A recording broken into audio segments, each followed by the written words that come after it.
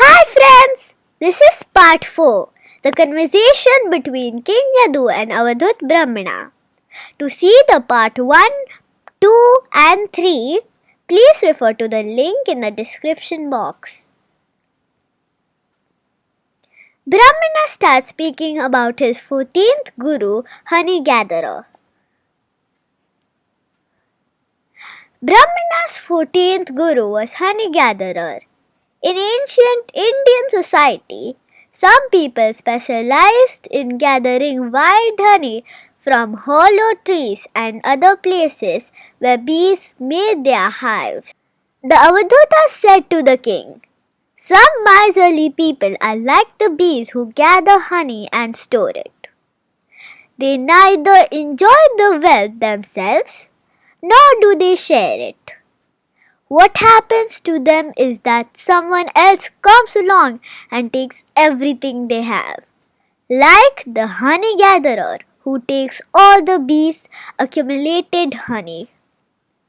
The holy mendicants who come to the householders and ask for charity actually gives householders the chance to engage their wealth in productive ways that will bring them eternal benefit.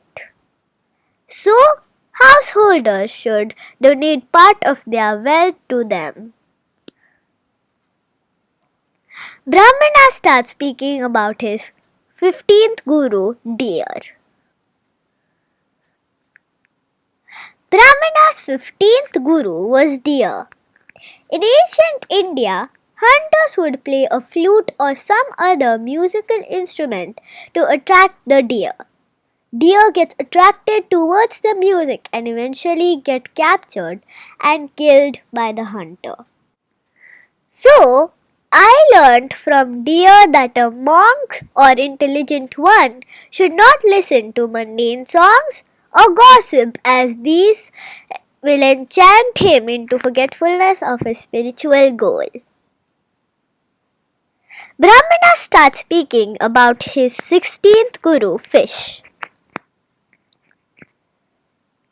Brahmana's 16th guru was fish.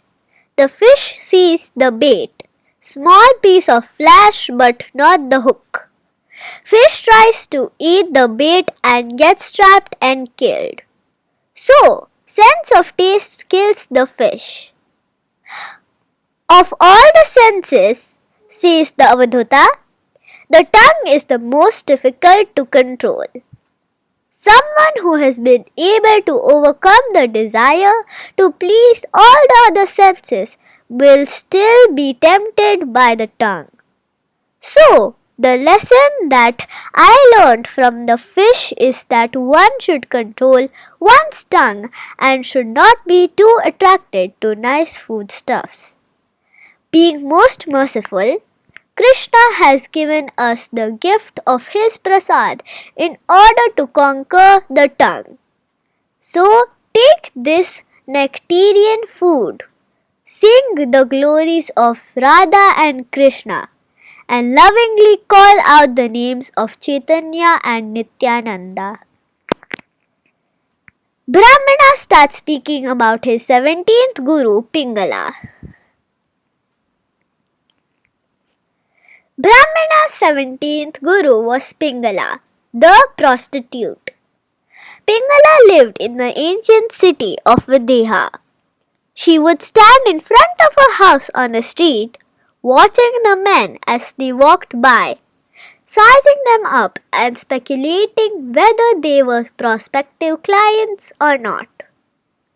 But one night went by without a single customer, and she anxiously went in and out of her doorway, gradually completely losing hope that anyone would come. Then, despite her anxiety for money and her disappointment, she began to feel detachment, and this resulted in a feeling of freedom and joy. She engaged herself in thinking only of the Supreme Lord, and her mind achieved the supreme platform of peace. So, lesson is, We will be happy with material sense gratification is a false hope and brings the distress, whereas renunciation of material pleasures brings happiness. Srimad Bhagavatam 10.47.47 states that Param Saukhyam hi Nairashyam Swarinya api aha Pingala Taj janati nam nah Krishne Tathapi yasha duratyaya.